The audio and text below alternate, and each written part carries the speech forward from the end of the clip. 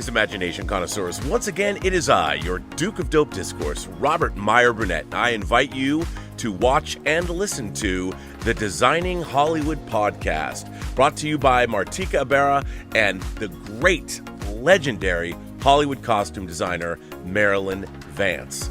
I am afforded the wonderful opportunity of co-hosting the show.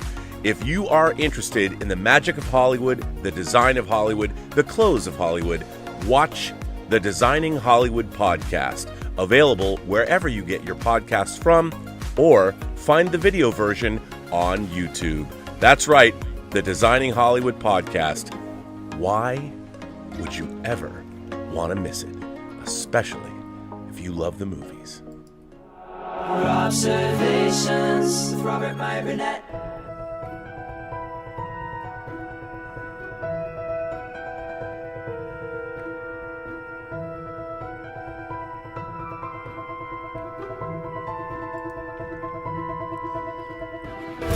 Well, greetings, imagination connoisseurs. Once again, it is I, your Duke of Dope Discourse, your master of fun and wonder, your viceroy of verisimilitude, your sommelier of sci-fi and cinema, your archbishop of Banterbury, your evangelist of the imagination, and the still as yet undefined existential Mr. Rogers. That's right, Robert Meyer Burnett. And I am coming at you. I am robcasting you. I mean, look where I am.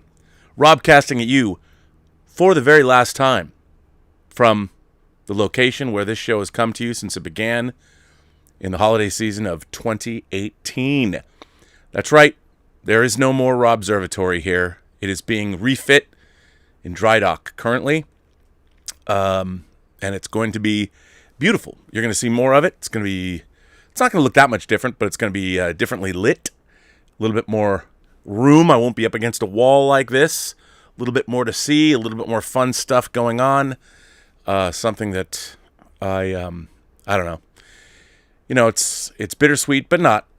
It was a good 5 years here in this location. I'm happy to be moving into what will look to be permanent digs east of here. And I'm very excited. And I'm taking all of you imagination connoisseurs, you members of the Post-Geek Singularity community, with me. And we are going to soldier forward. There's going to be a lot more Robservations coming your way once I'm more settled this coming week, which is nice because a lot of people are like, well, Rob, where have you been? Well, trying to work out my schedule with John Campea, doing a lot of, since I'm working with him full time now, a lot of streaming going on over there. Check out the John Campea channel. We are also moving into a new studio on the John Campea show, which should be a lot of fun. Moving. I mean, if you want upheaval, hopefully not upheaval during wartime, but upheaval, it's better to do it like all at once. Like pull off that bandage if you can. So that's what's been going on. Now, I got to tell you, one of my favorite... first of all, let me start by saying, so there's a lot of talk. There's been a lot of talk, and I've talked about it on the John Campea show. I've talked about it on this show a lot. There's been a lot of talk about where cinema is as an art form. Cinema was obviously, to me, it was the art form of the 20th century. It was all of the other art forms that had come before, combined with technology, into the greatest storytelling medium mankind has ever known. Now, you've heard me say that the 21st century will probably be the century of interactive entertainment, whether it's virtual reality, whether it's video games. I mean, I see us here in the early 2020s. We're moving toward where I think cinema was in the 1920s. By the end of the 1920s, the advent of sound changed cinema forever. I would expect, with computing power and things like that, technology increasing, that we are on the cusp of some incredible advances in interactive technology. It seems that's the way the world is going. Certainly, that's the way discourse is going. Everybody wants themselves to be at the center of whatever they're involved in. You know, no longer are we looking outward. We're navel gazing, for better or for worse. But for me, you know, when you hear look, I love the Marvel Cinematic Universe. I love superhero movies. I love space movies. I love flights of fancy. But I also grew up loving movies like Last Year at Marienbad or The 400 Blows. And there's been a lot of talk even this weekend that even Michael Bay can't get people out of out of their homes to come out and see a movie like Ambulance. Now, I'm not going to get into the relative merits of whether Michael Bay is a great filmmaker. He is a singular filmmaker, and everyone knows what they get with a Michael Bay movie. They get some Bayhem. And according to most observers, this is a pretty good movie full of Bayhem. I believe it's a remake. I don't know if it's a French movie, a Danish movie, whatever. But it's got a powerhouse cast, and it's got a lot of interesting drone work. So, hey, and it's got a lot of Bayhem, but it is not doing nearly what Sonic the Hedgehog 2 is doing at the box office, which probably, I don't know, in a way sums up where we're at culturally today. Now, for me, the great thing about storytelling is the reason that we tell stories is because inside of a story are inherent truths about human existence. And when it doesn't matter what a story is about or who it's about or what country that it comes from. It might come from a culture that's totally alien to you. But a great story really concentrates or illustrates that no matter what our differences are as human beings, there are basic human truths about our finite lives and the struggles that we all have on this planet. And that's why I think movies are so great. And the best stories are the stories that are most truthful. That's why I'm a big fan of Verisimilitude, which is the appearance of truth, that what you're seeing on screen feels real. There's a reality to it. And that doesn't mean that you can't have a science fiction movie set in the far-flung reaches of outer space. I would say Denis Villeneuve's Dune is a perfect example of a far-flung science fiction movie that takes place in the year 10,191 that has absolute verisimilitude. It creates its own world and presents it in an absolutely real fashion, which is one of the reasons that movie has such power. And whether you're watching a comedy, whether it's the 40-Year-Old Virgin or Animal House or Some Like It Hot or whatever, there is verisimilitude in that as well. You have to believe, and that's what I am most interested in cinema. The problem is the slice of life tales. Like one of my favorite movies, I always go on and on and on and on about it, is The Verdict with Paul Newman. The Verdict was a 20th Century Fox movie, big release. It was directed by Sidney Lumet, a world-class director, and it is a beautiful film about an alcoholic lawyer who's basically at the end of his rope, and he has one last case that can redeem his life. This was a studio movie. This would never get made by a studio today. And I think that, and yet, it's incredibly compelling, and it has one of the single greatest villain, or let's just say antagonist reveals in the history of cinema. Every time I watch The Verdict, I'm like, maybe this time this isn't going to happen. I want what happened last week to happen this week. And otherwise, what's life all about? That's a deep cut Woody Allen reference for you. And yes, I still make Woody Allen references because he remains one of my favorite filmmakers. I want to feel something when I go see movies. Now, I'll tell you, I think the combination of Infinity War and Endgame together are two of the greatest instances of fantasy cinema ever made. I love both movies. I adore both movies. There is so much imagination and cinema on display in those films. They are so beautifully made. The perfect synergy between art, commerce, and a studio and a filmmaker working, or filmmakers working synergistically to create awesomeness. But I'm missing things like The Verdict. And certainly some of my favorite directors, Antonioni, Tarkovsky, they'd never get movies made today because the amount of money that movies need to have invested in them in order to make a lot of film, or to make a lot of money around the world, who would watch? It's sad. So I don't think that Martin Scorsese is saying, or these directors that are complaining that comic book, what they're complaining about is the fact that cinema as an art form is gone. And there's a lot of great work being created, sure, but there are very few, for instance, directors that are utilizing the art of cinema. Sure, the language of cinema, I feel like most of the movies that we're getting are the equivalent of James Patterson thrillers, like the Alex Cross books.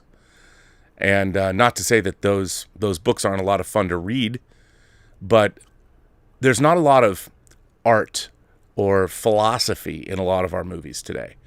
I mean, just I go, all of you, go watch Last Year at Merry and Bad. I think it's streaming on the Criterion Channel, and come back to me and tell me what you make of it. I think it's going to be a difficult slog for many of you, but it's a beautiful film, and the meaning of it is not readily apparent. And I love that movie, and that would never get made today. And a lot of the movies that I grew up watching wouldn't get made today because there is no commercial viability for these films because our culture has changed. I would say our culture, and I'm not being critical of our culture, it's just a fact, has become incredibly infantilized on a number of levels. And it's too bad because most of us we're no longer seeking truth outside. What we want is the world to be the way we want it, as opposed to us meeting the world the way it is. And I think everybody now is, well, I want the world. I need my safe space. I don't want to be challenged. I have to be comfortable all the time. All the time. If you say something that I don't like, well then, be damned. Get away. You should be cast out. That wasn't the world I grew up in.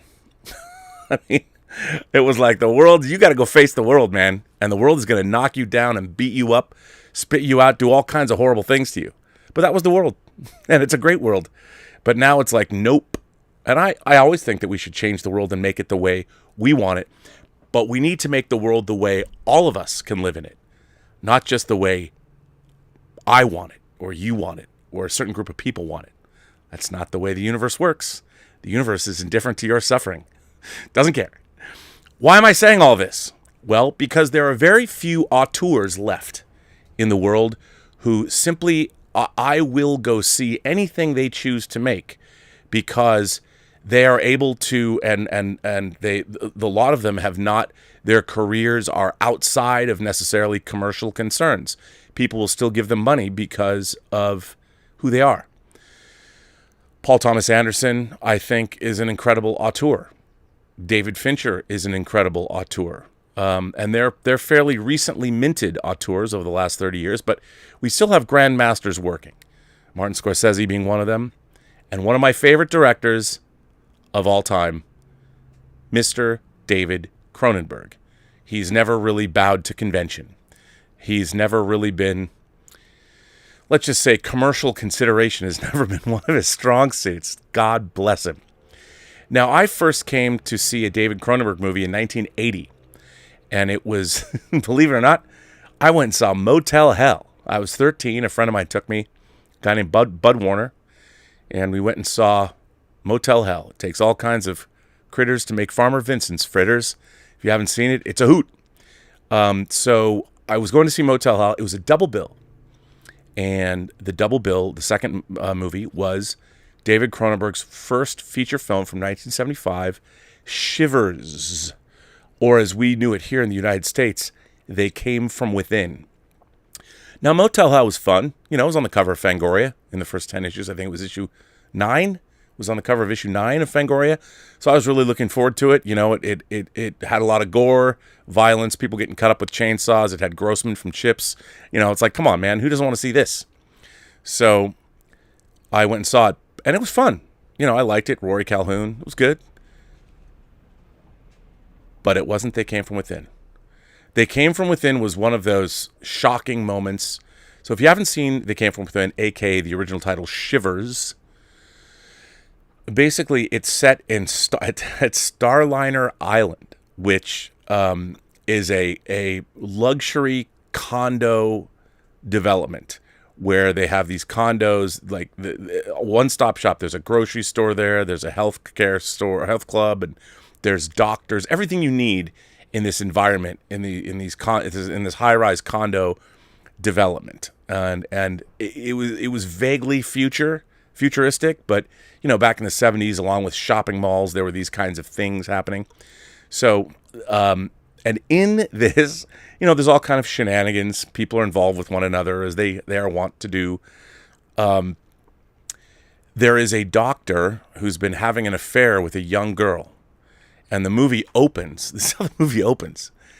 There's a dead girl on a table, and this roly-poly doctor takes a surgical knife and cuts her open. Just cuts her open. And you see that you don't see what's inside, but you see blood coming down from her. And then he starts dripping acid into the wound. And, you know, she's young, nubile, she's kind of small-breasted, and it just, the whole thing just looked wrong to me, even though, oh, so right, but it was wrong. And I'm 13 years old, and I'm both turned on and feeling complete revulsion. And this is the opening scene of the movie. I'm like, what is going on? Because I did not know anything about David Cronenberg. I did not know what his movies were about. And so what it turns out, what's happening here is this doctor has created what he thought was they look like writhing penises, disembodied penises. He's created a parasite that is supposed to go into the human body and replace diseased organs. And he's been doing experiments on people that he knows in this apartment complex. And what ends up happening is, of course, these parasites don't do exactly what they're supposed to do. They get into your body through whatever orifice they can use. They get in and they start basically turning you into these hyper erotic, completely sexualized versions of yourself. And so imagine, instead of turning into zombies, you turn into these love machines.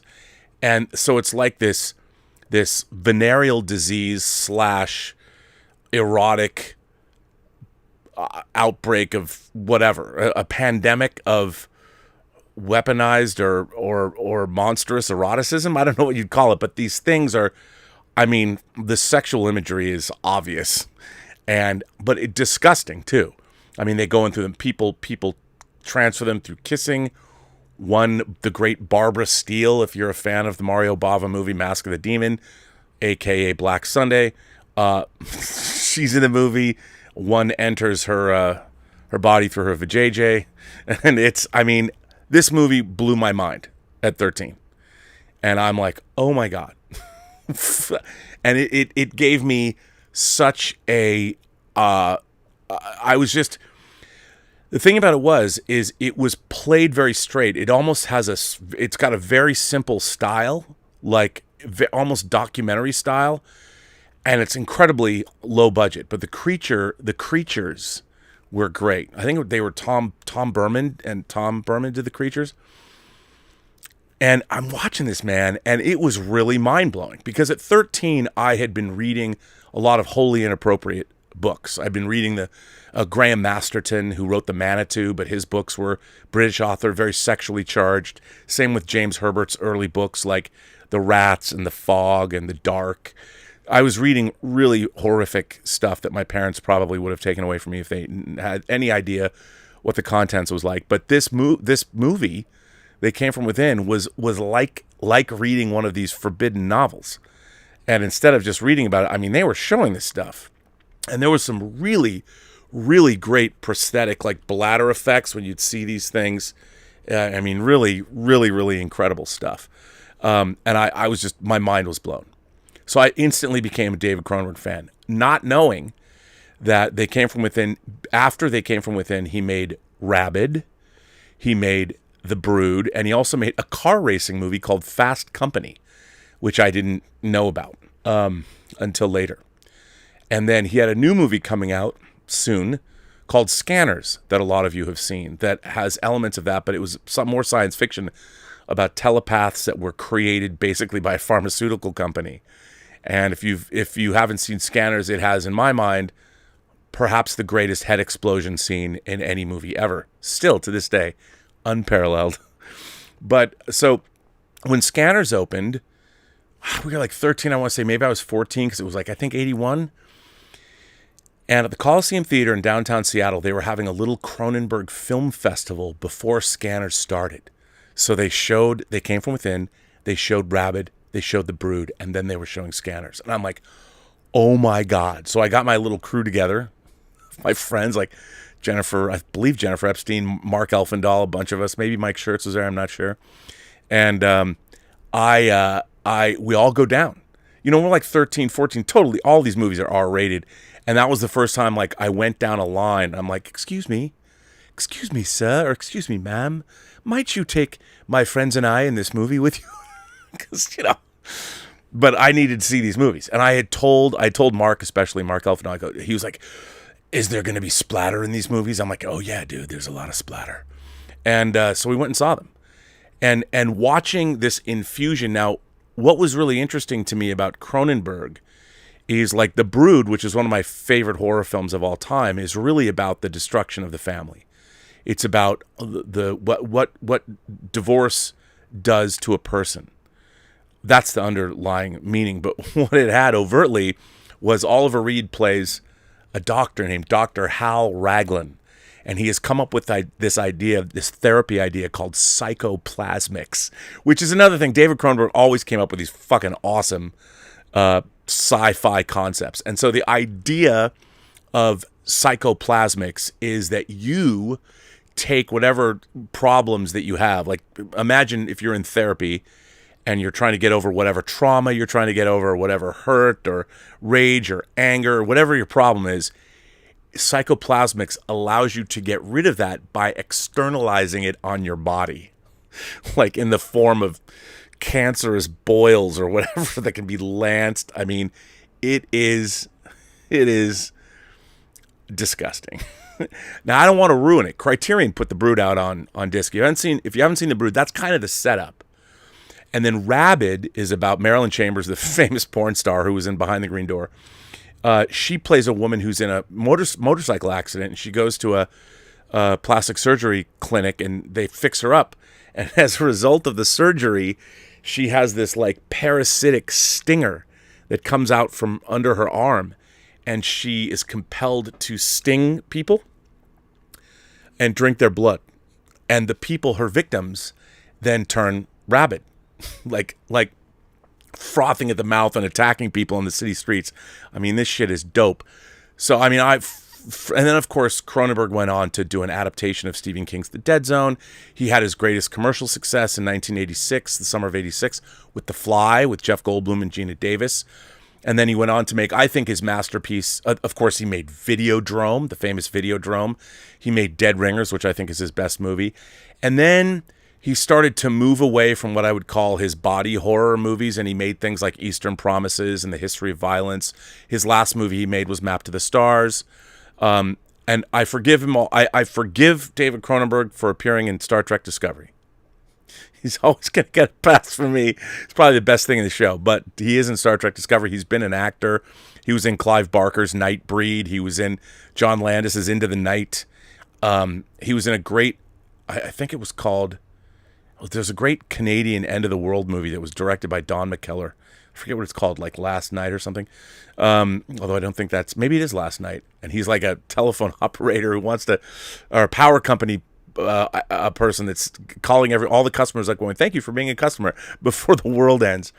But I'm just a huge fan of David Cronenberg. He's an auteur who I will go see anything that he makes, whether I love it or not. Like, he made an adaptation of M. Butterfly, which I think is good but not great.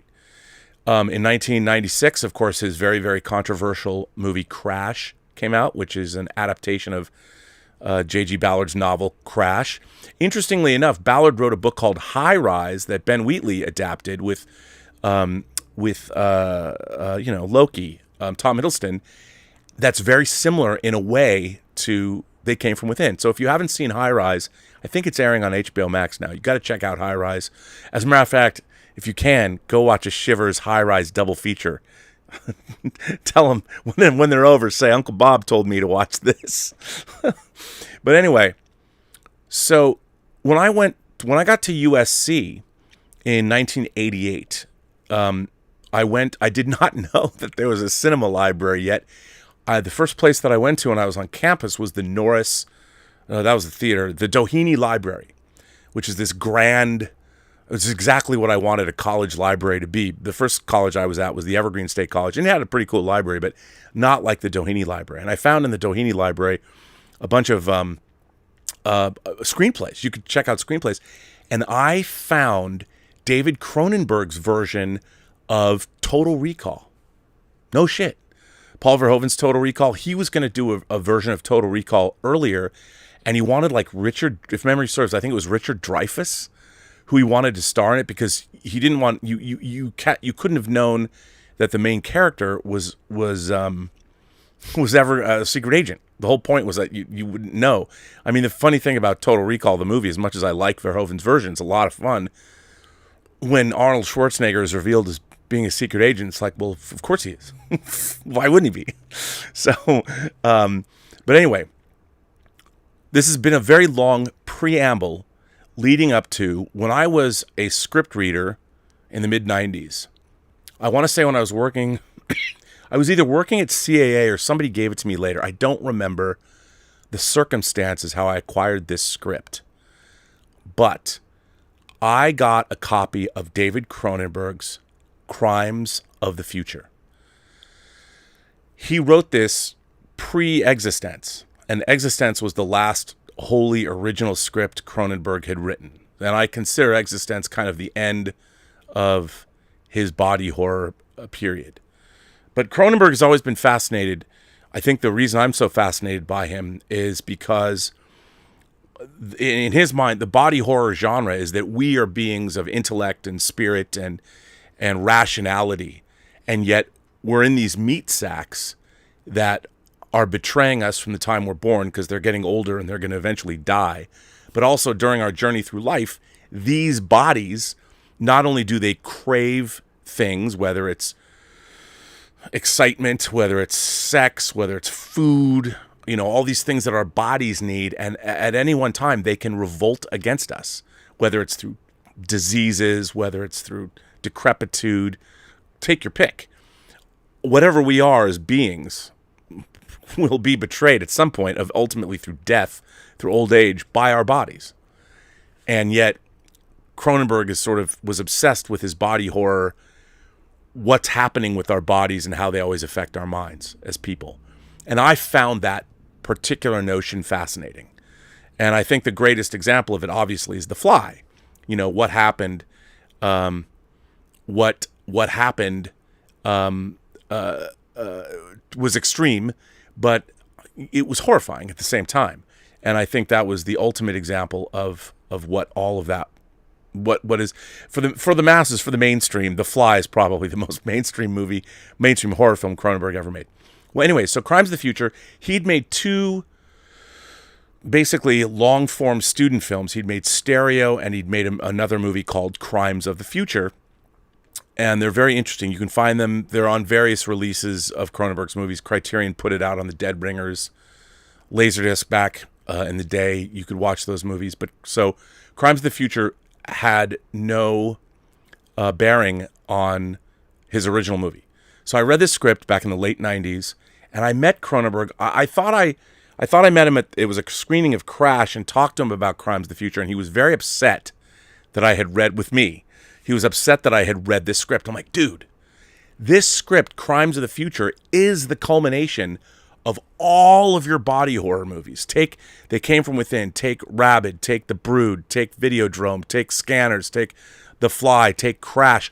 All of those things are the Existence reach their zenith in this script, Crimes of the Future. Now, I've wanted to see this movie for 25 years. Or whenever I read it. I think it was 25 years ago. Last year, I could not believe it was announced that David Cronenberg was making Crimes of the motherfucking Future. I couldn't believe it. I'm like, and he was shooting it in Greece. And I was like, wow, because this script is absolutely bananas. Now I want to read you guys an article. This article is from IndieWire, and I missed this. I don't know how I missed this. It's from December 21st of 2021. Kristen Stewart and David Cronenberg. This is by Ryan Latanzio. Kristen Stewart and David Cronenberg tease Crimes of the Future set in a world with no pain. David Cronenberg has not wanted for work these last few years, with recurring roles in TV Star Trek Discovery, Slasher, and Alias Grace, and a few short films in the can. But he hasn't directed a feature since 2014's Map to the Stars won Julianne Moore for Best Actress the prize at Cannes. He's finally back behind the camera for Crimes of the Future, a speculative science fiction film with a stacked cast, including Kristen Stewart, Viggo Mortensen, Lea Seydoux, Scott Speedman, Welket Bungu, Don McKellar, and Lehigh Kronowski. The film shot in Greece earlier this year. As revealed in a new interview with Document via the film stage, Cronenberg is recently in the edit on Crimes of the Future and working closely with Kristen Stewart, whom he crossed interviews for the piece. On the post-production, if all goes well, this should show up at Cannes next year, meaning Cannes in May, next month. Quote, he says, I wrote the script 20 years ago, so it was almost like a script that somebody else wrote, except for some of the roles that I cast in Athens with Greek actors. I had never heard any of the dialogue spoken before. So to hear Kristen start to speak the lines of this character, it was a shock. I was like, oh my God, this is a living creature, out of control, in the sense that it has its life, and it's coming to life right in front of me. He continued, I've been spending time with Kristen every day, but in the editing room. It's a weirdly intimate relationship because you become so sensitized as a director to every hesitation, every body movement, every vocal inflection. So you have this strange relationship with an actor who doesn't know that you're doing that. Meanwhile, in an earlier interview with Screen Daily, hot on the awards trail for her role as Princess Diana in Spencer, Stewart offered more insight into the particulars of the movie, and it sounds like the stuff of classic Cronenberg. It's set in a world where people have evolved to a point where we don't feel physical pain, Stewart said. Sex has changed quite a bit, and the new art form is growing organs. Viggo Mortensen is a famous performance artist. Lea Seydoux is his partner who tattoos these organs and displays them. My character becomes enamored with Viggo's artist. Here, Neon, who's releasing the movie here in the States, here's Neon's synopsis of Crimes of the Future. Taking a deep dive into the not-so-distant future where humankind is learning to adapt to its synthetic surroundings. This evolution moves humans beyond their natural state and into a metamorphosis, altering their biological makeup.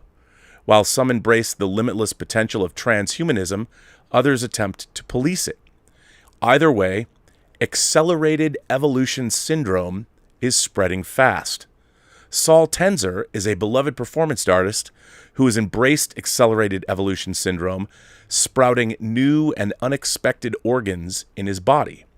Along with his partner Caprice, who's played by Lea Seydoux, Tenzer has turned the removal of these organs into spectacle for his loyal followers to marvel at in real-time theater. But with both the government and a strange subculture taking notes, Tenzer is forced to consider what would be his most shocking performance of all. Now, that was from IndieWire. Now, it's said that Lea Seydoux is playing a character who is based on the artist Gina Payne. And Gina Payne was a performance artist, and according to Wikipedia, extreme self-inflicted injury featured in much of Payne's performance work, distinguishing her from most other female body artists of the 1970s. Through the violence of cutting her skin with razor blades or putting out fire with her bare hands and feet, Gina Payne intended to incite a real experience in the viewer, who would be moved to empathize with her discomfort. The shocking nature of those early performances, or actions as she preferred to call them, often overshadowed her prolific photographic and sculptural practice. However, the body was a central concern in all of Payne's work, whether literally or conceptually. Payne claimed that she was greatly influenced by political protests in Paris in May of 1968 and by such international conflicts as the Vietnam War. And she force-fed herself and spat back once 600 grams of raw ground meat, watched the nightly news on television as she stared past a nearly blinding light bulb, and extinguished flames with her bare hands and feet. And after the performance, she said people reported a heightened sensitivity. Everyone there remarked, "It's strange. We never felt or heard the news before. There's actually a war going on, and there's unemployment everywhere." So Lea Seydoux, I was not familiar with Gina Payne, but of course Cronenberg was, and probably grew up with her work. And Lea Seydoux is basically playing a character. Now, here's the thing. So it's coming out. When? Well, next month at Cannes. And yesterday, in Bloody Disgusting, John Squires published an article. I actually know someone who's seen this movie already. And they got in touch with me and said, guess what? I'm going to see this. I'm not going to say how or when, but it's been screening for, Neon has been screening it for people. And in Bloody Disgusting, John Squires wrote an article yesterday, Crimes of the Future. First reaction to David Cronenberg's new movie promises something special. Now, this is coming from Bloody Disgusting. David Cronenberg, Scanners, Videodrome, Dead Zone, The Fly, A History of Violence, is on his way back into our lives with a new sci-fi horror project titled Crimes of the Future that began filming last summer, with the cast including Kristen Stewart and Viggo Mortensen. It's expected to be a wild one, certainly if this first reaction is any indication. World of Real reports that Crimes of the Future has begun to screen for international programmers ahead of its festival debut, likely at Cannes, but that hasn't yet been confirmed. An anonymous person reportedly told the site, I can't say much, obviously, but if people thought Crash was divisive back in 1996, this is going to create way more chaos and controversy for sure. The last 20 minutes are a very tough sit. I expect walkouts, faintings, and real panic attacks. I almost had one myself at the Lumiere Theater. No hyperbole, I promise. They added, Léa Seydoux' role is way too bonkers and radical to contend for a Cannes Best Actress award in my book, but I'd love to be proven wrong. I see no precedent in Cannes for a performance of that caliber genre gaining momentum with the jury. I mean, Seydoux basically plays a very often naked, Gina Payne-like artist of the near future. Deadline recently detailed Crimes of the Future. This is the first original sci-fi script by Cronenberg since 1999's existence. It sounds just as ambitious, taking a deep dive into the not-so-distant future, where humankind is learning to adapt to its synthetic surroundings.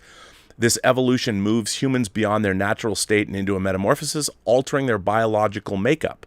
While some embrace the limitless potential of transhumanism, others attempt to police it. Either way, accelerated evolution syndrome is spreading fast.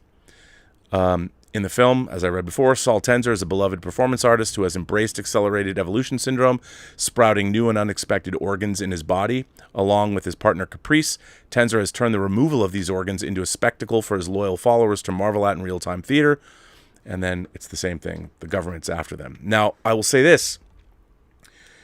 The reason the movie was called Crimes of the Future is, and I don't know if this is still, it sounds like the exact script I read, but there is an element of law enforcement, of the police in this. And I don't know if it's the same, but the main character, Saul Tenzer, this artist, or there was an A artist, or the artist, is a cop. And he's gone undercover, and there's all of these crimes that come along with this accelerated evolution syndrome that have yet to be designated as crimes, hence Crimes of the Future. And so law enforcement, because they're not yet on the books, is doing whatever they can to police these kinds of things. So what this guy is doing, what this performance artist is doing, is he goes in and he allows himself to be, because there's no pain, his body is opened up live on a stage, and they're pulling out these organs, and no one knows what they really do yet.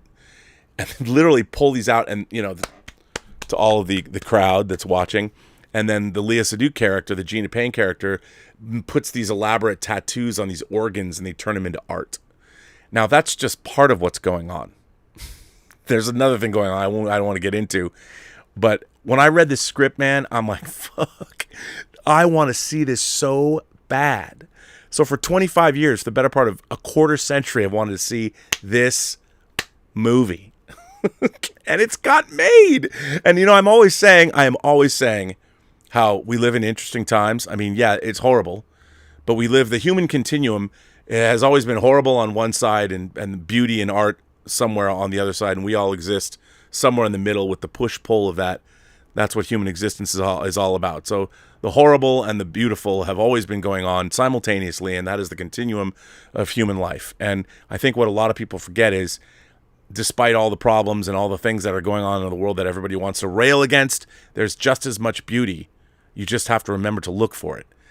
And in the case of this, my God, Cronenberg got the money to make this movie. God bless you. We're getting crimes of the future, and I can't believe it. And apparently, it's bonkers. Now, you know, Cronenberg is a very clinical director, and he doesn't provide, you know, he's not Friday the 13th guy. So he's philosophically disturbing. In addition, like, I'm sure we're going to get some hardcore visuals because I hear it's pretty hardcore. I'm very excited for it. It's amazing. And I am excited as hell for it. I mean, it's great to know that aside, yes, do I want to see Doctor Strange in the Multiverse of Madness? Fuck yeah, I do. I can't wait. I love the MCU. I can't wait for Lore the Android, Thor Love and Thunder. I can't wait for Wakanda Forever. You know what I mean? Come on. But I also want to see movies that Cronenberg and Scorsese and David Fincher, and I want to see all of that. I want to see, because I love that stuff. There's great streaming shows. There's lots of great entertainment out there. But man, it's so good that the auteurs are still kicking ass and making these movies. I'm sure that there's a lot of people that are going to be like, huh?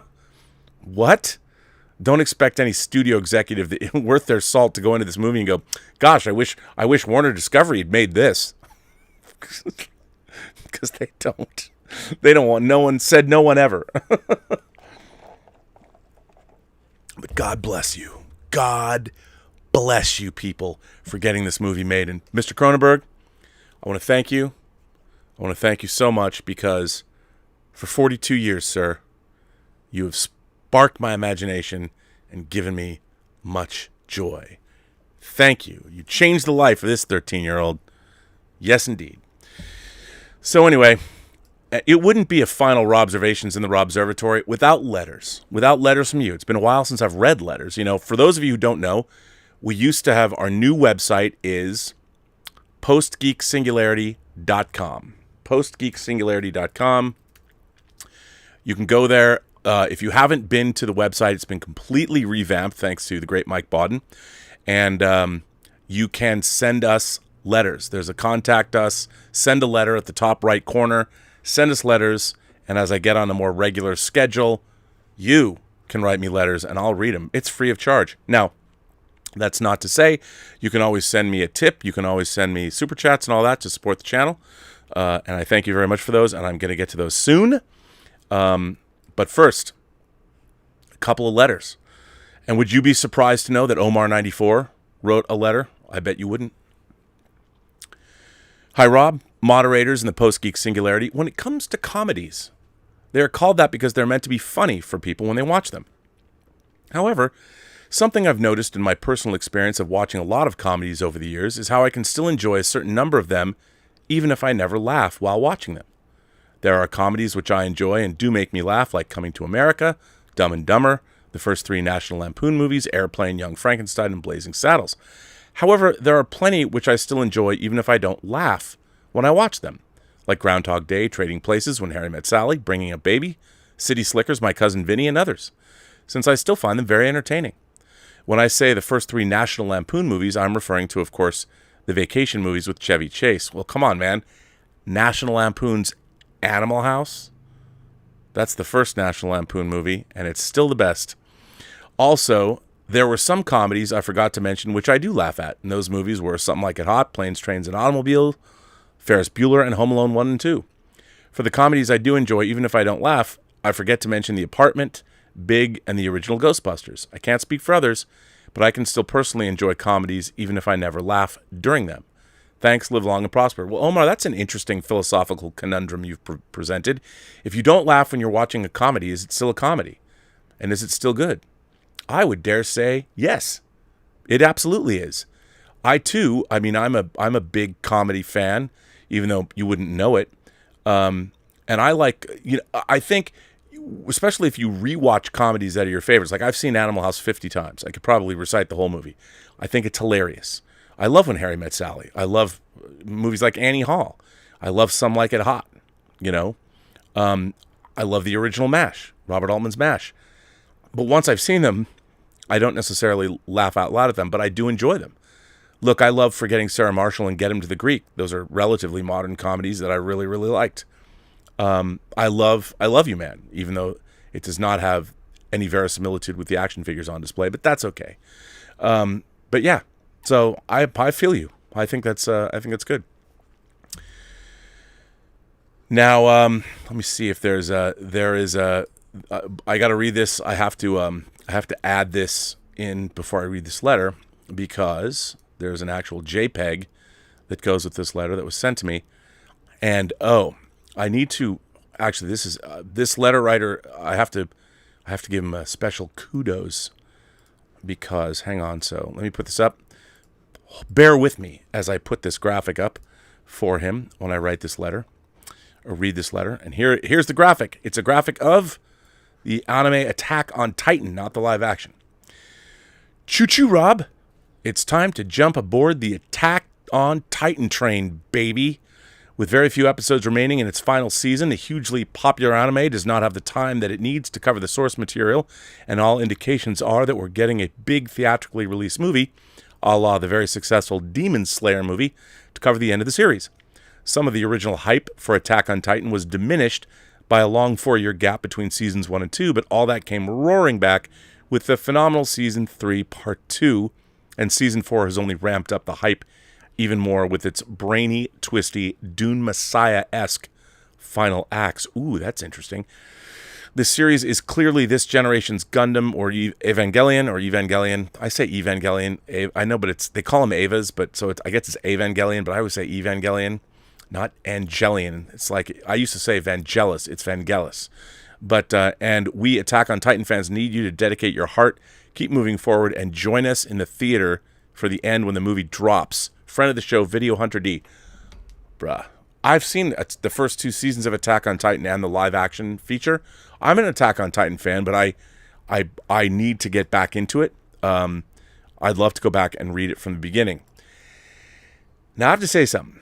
I was going to show this weeks ago, but I got people send me stuff, and I've got an unboxing to do of stuff people have sent me over the last 6 months, which is going to be the first video that's coming at you from the new Robservatory. I will unbox this, but I did give myself a preview of something, and Video Hunter D sent me something. Thank you, sir, because my God. I only looked at one thing. Now, I haven't watched it yet. Wow. Thank you. Thank you. We'll talk about that later. Enterprise H, NCC 1701H, our friend says, Protector of 1,000 Planets, greetings. That's a new one. First, have you finally checked out a Let's Play of the game Star Trek Generations? And if so, could I have your thoughts on it? Poor Enterprise H has been trying to get me to watch this playthrough of the Star Trek Generations game. I have not. The last thing in the world I want to do is watch a playthrough of any game, but Generations, I should probably watch it. I'm not even a big fan of Generations, but you know who contacted me today? The Critical Drinker, who's one of my favorite YouTubers. He contacted me today via Twitter and asked me if I wanted to come on one of his drinking shows and discuss Star Trek Generations. I'm like, okay, so maybe I should watch this playthrough before I appear with him. So I have more to say. He goes on to say, secondly, a while back, we had the discussion about how big the Federation is. In Metamorphosis, a second season's TOS episode, Kirk tells Zephram Cochrane that the United Federation of Planets is on 1,000 planets. How should I interpret that? That the Federation counts 1,000 member planets, or would that include colonies and prison planets, etc., belonging to member states? Thirdly, should I start the process of rewriting? Well, Enterprise H, you should only start the process of rewriting if you've finished a full draft. Don't fall into the trap that many writers and screenwriters fall into. They read their first 10 or 20 or 30 or 40 or even half whatever their manuscript is, and they start rewriting. Don't do that. Because you'll never fucking finish. If you're going to write something, whether it's a screenplay or a novel or a short story, and we're going to have the short story competition, it hasn't gone away, you've got to finish your document before you start rewriting. Remember this. All of you writers out there, don't start rewriting until you get to the end of whatever it is you're rewriting. Get a draft done. Get it done. Beginning, middle, end. Then start rewriting. So there you go. Now your question. I mean, Kirk does say we're on 1,000. I think he says we're on 1,000 planets and spreading out. I mean, you could take that to mean a number of different things, because I think the lack of specificity, because in his mind, that's everyone knows that we're on 1,000 planets and spreading out. But I would say that I would say that I think he probably means maybe there's 1,000 member worlds. That's what I would say. Not that there, because there's a lot more than 1,000 planets, obviously. I mean, I think we've already we now here today have cataloged over 5,000 exoplanets. So in the 23rd century, in the time of Star Trek, I think there'd be a lot more. So I think there's probably 1,000 member worlds. That's what I think. James Wallace, our good friend James Wallace, who works in the industry, writes us a long one. Hi, Rob. After your episode talking about the Starfleet Academy series that was announced for Paramount Plus and the fact that you haven't been doing Robservations every day because you didn't want to thin things out like Paramount Plus is with Star Trek, it hit me. This industry film TV streaming, more than ever, is the Wild West. Everything is in flux, and all the studios are chasing an idea they ignored years ago, but are now taking seriously. But as Kirk said to Khan, they keep missing the target. Netflix was the laughingstock about 9 years ago with House of Cards. At the time, there were doubts it would become the success it eventually became. With $100 million being spent on a remake of a British series, the industry was scratching their heads as to why Kevin Spacey would do this series on Netflix and not HBO. If you recall at the time, the shows that led to binging addictions were only in the form of Breaking Bad or Mad Men for Netflix. Binging a show were in the form of Breaking Bad or Mad Men. Binging a show wasn't really a thing anywhere else. At this time, Season 4 of Arrested Development had not streamed yet, and the industry was arguing the metrics of Netflix and that the people running the company were insane if they were not making a profit. Fast forward 9 years later, and for a time, Netflix was in the black and a huge success. Recently, success could be questioned due to subscriber growth isn't what they expected this past quarter, but they are still the number one streaming giant. Disney Plus isn't there yet, and Paramount Plus is definitely not there yet. Apple is still new to a degree, but it's gaining some steam. Peacock, Hulu, Amazon Prime. In fact, I just took a break from reading The Last Werewolf. I'll get to that in a second. Just out of curiosity to look at what Amazon Prime has on their menu of entertainment. Surprisingly, they have a lot of stuff that I loved as a kid, and Jean-Claude Van Damme should be happy. Some of his greatest hits are on there. And so is The Fly, the excellent Cronenberg film.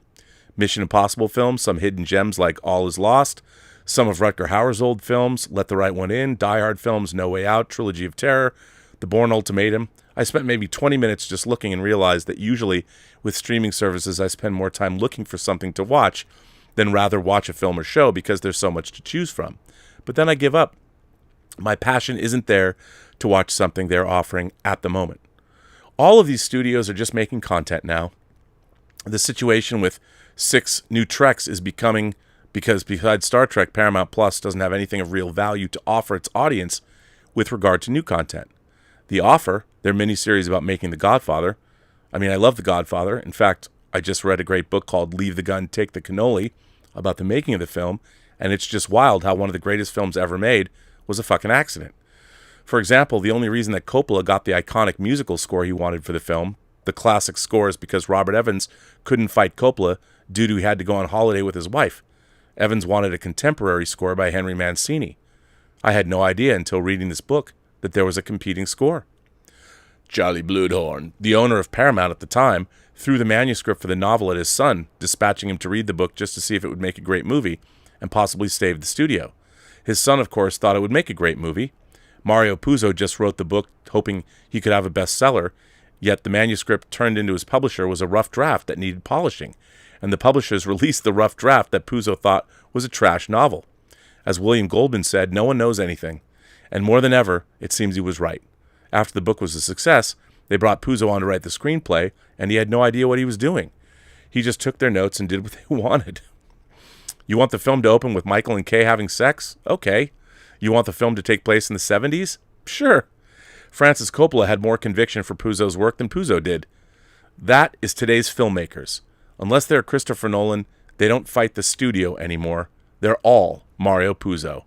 They'll go along with notes. No more Coppolas fighting for their artistic integrity. I've been in this industry working for 18 years now, and I've worked on things that everyone was convinced would be a hit, and it wasn't. or people thought it had a chance and still wasn't. Other things that were already a hit, and I witnessed all sorts of drama behind the scenes, and you'd be surprised that the project was the success it was, due to either morons running things or the fact that it actually came together. Again, you just never know.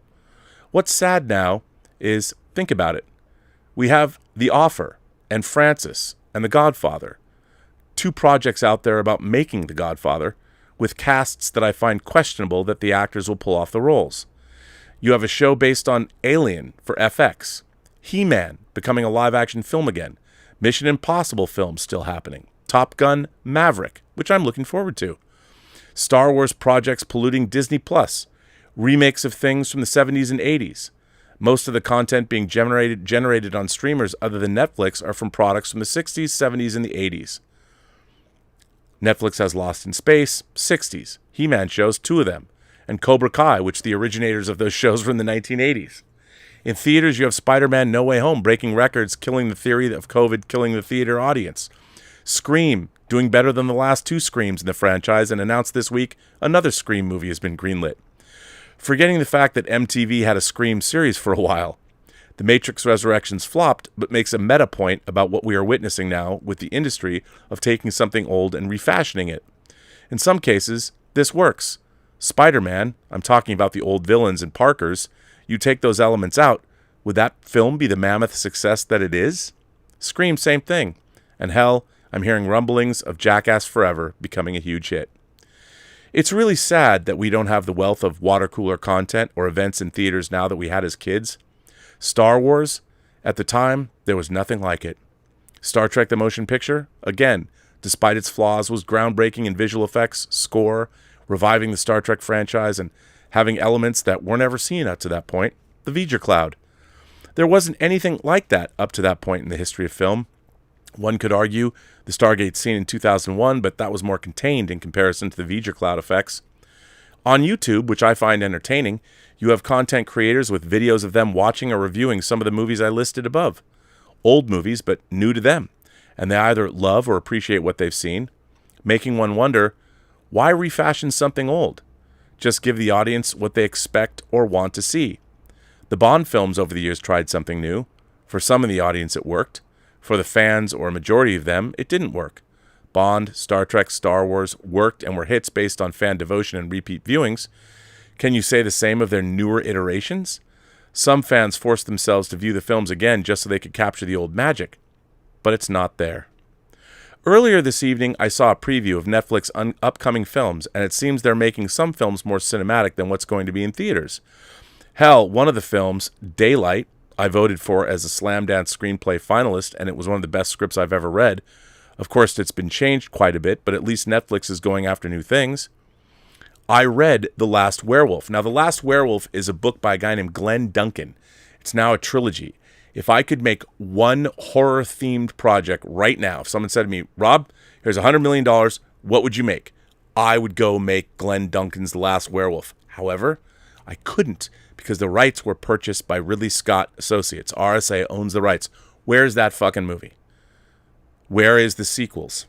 Somebody, please, come on, development executives, make The Last Werewolf. It's trilogy. Read the books. You'll see. I read The Last Werewolf, which would make an excellent franchise of films or a streaming series. A single film would be too hard to make without diluting a lot of its content. Pretty perverted book. It is. That's why it's great. But great writing and a great voice. I just finished another book last week called A History of Wild Places. Another book that could be great. Keep them guessing. Streaming series. It's just sad that about 90% of what you see out there is been there, done that material that isn't making the dent their predecessors made, and fan bloodbaths debate, claiming the new material is just as good if not better. Nope. New Trek isn't repeat viewing that stimulates the debates in the narrative. Mandalorian, Book of Boba Fett only make noise if there is either disgust from the audience or member berries in the form of Luke Skywalker. Nothing about this rehashed shit is inspired like the stuff from years ago. The corporate overlords own the studios now, and it's the bottom line for them. They want something that will be a hit and risk-averse. What they see is, well, that franchise was a hit years ago, let's bring it back. Netflix is a success because they took a chance. Everyone else right now is pale imitators, and if they keep it up, They're going in the red, and by the time it's said and done, Netflix may be one of the only streamers that is making a profit. Remember, we just found out a few weeks ago that the CW hasn't made a profit during its entire existence. What other channels or streamers are in the same situation? Thank you, Rob. As always, your Robservations always inspire thought. Well, James, you and I have gone back and forth. We park our shuttlecrafts in the same shuttle bay. Look, you know what's really interesting about the streaming wars? This was brought up to me. I want to say Mike Bodden brought this up to me. In the United States, there's only a certain number of households because there's multiple people that live in these households. So let's say, I don't know what the latest census is, but let's say there's 300 million people in the United States. And there's, somewhere between 120 to 150 million households.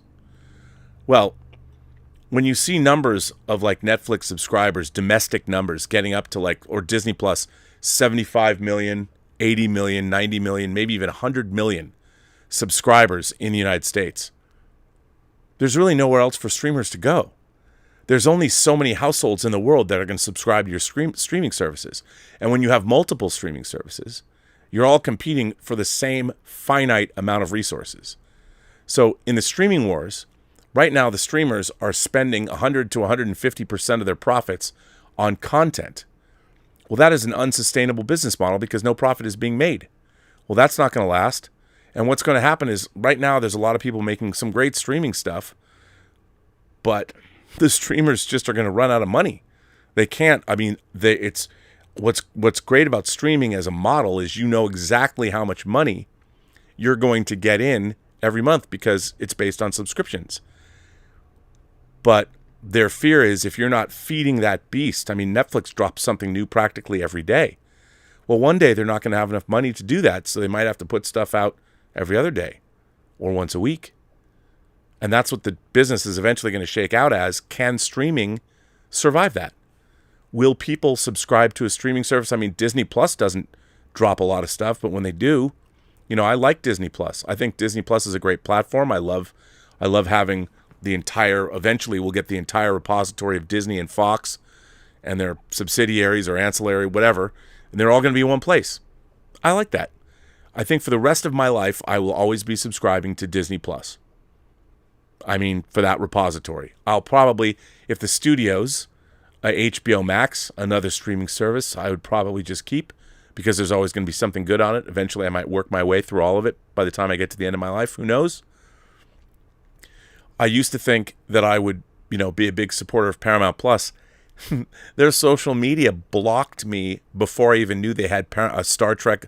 They actually have Star Trek on Paramount Plus. I'm a Paramount Plus subscriber specifically to watch Star Trek. Kudos to them for making the Star Trek the Motion Picture Director's Edition. I hope there's a few things that should be gone. They need to fix a few things. I hope Paramount Plus allows them to do that before the physical media release. Pony up, guys. Let them fix those few things. Their social media platform pre-blocked me. I went to follow Star Trek on Paramount Plus. I was blocked. Why? I've loved Star Trek my whole life, but I'm very, very vocally critical about modern Star Trek, so they blocked me. I guess that's okay, and people say it is okay. I've never been a customer ever in my life, a loyal customer to a certain brand, and had that very brand block me. William Shatner blocked me too, which I don't understand. His social media people probably don't know that we made a movie together and I've always had a good relationship with him, but whatever. That's neither here nor there. But eventually the streamers have to realize that they're going after a finite number of resources. And I'll tell you something, always put quality in front of quantity, because I'll tell you, Apple is quietly making some exquisite programs. Did I like Invasion? No, I did not. But there are other shows that are incredible, and they won the Academy Award this year for Coda. So Apple is making stuff of a very high quality, and I think that's where they have to, the streamers have to start making the best shows, not the most shows. And that's the only way they're going to win. And I think innovation is also the key. Make stuff that no one's seen before. I mean, I don't quite know what to make of Raised by Wolves, but I'm glad I got to watch it. I'm glad I live in a world where it was made. This next letter, by the way, thanks for writing in, James. I appreciate it. Comes from Cousin Neil, who is making the Space Rob video game. One day it's going to show up, I swear. Cousin Neil says, hello, Rob. I am writing in today to talk about the film Drive My Car. It's directed by Ryusuke Hamaguchi. My wife is Japanese, so when a film from her homeland finds its way to our shores, we must find the nearest screening. Hearing all the buzz around it, I was looking forward to watching it. Just having watched your latest Robservations episode on Coppola, I was in agreement with the assessment that a ton of modern-day Hollywood movies aren't cinema. Recently, I find myself having to go back and watch older reputable films because there's so much bland, average content being made today. One of my worst pet peeves is the feeling of lost time after watching a boring movie. I am happy to say Drive My Car is not a time waster. Not at all. It's a brilliant, brilliant film that no American studio would have ever made. Watching movies of any genre, there are tropes, and more times than not, the audience can see what's coming around the corner, know what the characters will say and how they will act. This film is the exception. While watching scene to scene, my brain would try and predict what's coming next, thinking, I've seen or heard this before. I was wrong. Part of me knows that Japanese mannerisms are completely different from the West, but watching the main character make different choices and act opposite of what I would do made me really ponder what kind of person they are. I felt I was observing the human experience. It's hard to describe this movie, but similar to the film Tick, Tick, Boom, it shows the creative process, albeit in a unique way. I can't recommend this movie enough to anyone that is a cinephile or who just wants to experience something different. You know a movie is good when you wake up the next morning thinking about it and want to figure out if there's more to it. The only critique I can give, which I was actually surprised by, was the runtime. This movie is 3 hours long, and my butt felt it by the end. Still, worth it. I feel the tide is turning, and if Hollywood can't get their writers up to speed, we are going to be lapped culturally by foreign films. Thank you for reading my letter. Keep up the great work for what you do for the community and the culture of cinema. P.S. Space Rob is gearing up. That's from Cousin Neil. Cousin Neil, first of all, thank you so much. I appreciate you sticking with the Space Rob game, by the way. No, I think you're absolutely right. I mean, look, what was the most buzzed about show of last season? Squid Game. Korean. A whole different sensibility. I mean, I think the problem with, again, I think that American cinema is, there's not a lot, like Coda is a great movie. But again, it doesn't exactly make great use of cinematic language. It's very competently done, and it's a beautiful story. And it won the Best Picture. But it wasn't exactly a story that we hadn't heard before. It was a beautiful rendering of that particular issue. And I thought it was great. And it was a wonderful piece of work. But was it something we hadn't seen before? There were images in it, and there were things about it that we've been hearing in various forms for a very long time. Now, that doesn't mean it's bad, but it didn't exactly set the world on fire. But everyone who saw it liked the movie, because how can you not? But I totally agree with what you're saying. Craig Stratton writes in and says, greetings, Rob, and members of the Post-Geek Singularity. I'm writing today to ask a question to fans of Star Wars. Has your opinion of the prequel trilogy changed since the sequel trilogy has been released? Good question. I ask this because I feel there's been a lot more positivity directed at the Star Wars prequel trilogy now that the sequel trilogy is out. That wasn't happening pre-Force Awakens. And I was just wondering, has the existence of the sequel trilogy changed your view of The Phantom Menace, Attack of the Clones, and Revenge of the Sith? Craig Stratton. Craig, I think that's a good question. I mean, look, I have said this. I think the prequels are bad movies, but they're good Star Wars. I think the sequel trilogy are both bad movies and bad Star Wars. They tell a non-existent story. They start a lot of threads that go nowhere, and there's nothing cohesive. It is shocking to me that that Disney takes over Star Wars, and that the sequel trilogy wasn't the most meticulously planned and executed 3 movies in all of history. Because if any movies, I mean, look at the earnings. You go from 2 million on Force Awakens, and you cut those earnings in half by the time you get to Revenge, or what's it called? Rise of Skywalker.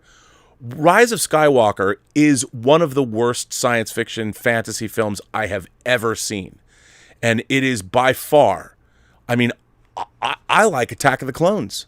Is it a great movie? No, but I find the various scenes in it amusing. Does it all hold together? Not really. I mean, there's a lot of problems. We all know what the problems are with the prequel. I mean, the prequel trilogy, but I'll tell you this, I enjoy watching various scenes. Like, I love the Battle of Geonosis. It goes from the arena into the fighting the clone trooper, fighting the forces, you know, of the Trade Federation. I mean, I like that. The sequel trilogy to me just horrible from the get-go, because it doesn't tell a story. It is like what J.J. Abrams did with his Star Trek movies, which I also think are supremely god-awful, because they don't make a lick of sense. And they're both of those, both Star Trek and Star Trek Into Darkness and Force Awakens, Last Jedi, and Rise of Skywalker are copying what came before, and they have nothing to offer. All of our legacy characters, the fact that our legacy characters don't all get together in one scene, that just proves to you, how do you not do that? I mean, come on, how do you not do that?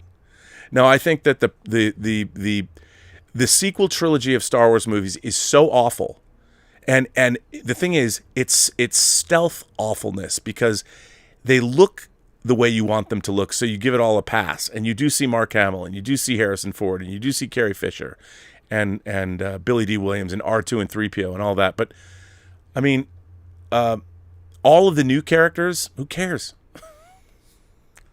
Nobody cares.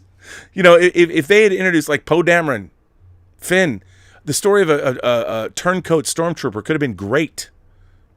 Did nothing with it. It's terrible. But the question that you're asking is, yes, I do think that the you know why the prequel trilogy, for all of its faults, the prequel trilogy is really about something.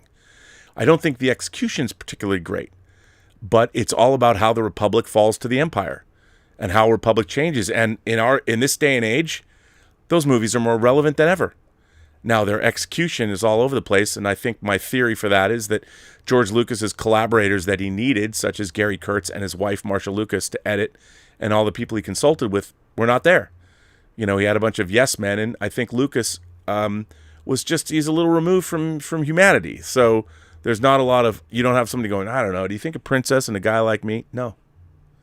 There's nothing like that in the prequel trilogy. There's not one line of dialogue that seems like it's a real person talking to somebody else. And even Sam Jackson, do you think it's this boy? Like, bruh, you make Sam Jackson not sound good? Yeah, anyway. Problematic at best. But, Craig, great letter. Well, let's see what you guys are saying. I have no idea. Let's go to what you guys are doing. And I don't know. I will have to go back. Wow, there's a lot of you who have been firing in things. And let's see. Let's start with Playmobil. Look who it is. It's Martino Simoni. He just sends it. I guess it's just the tip, right, Martino? That's very nice of you. For those of you who don't know who Martino Simoni is, he is a filmmaker, and he's been making some of the most entertaining Star Trek fan films you'll ever see out of Playmobil toys.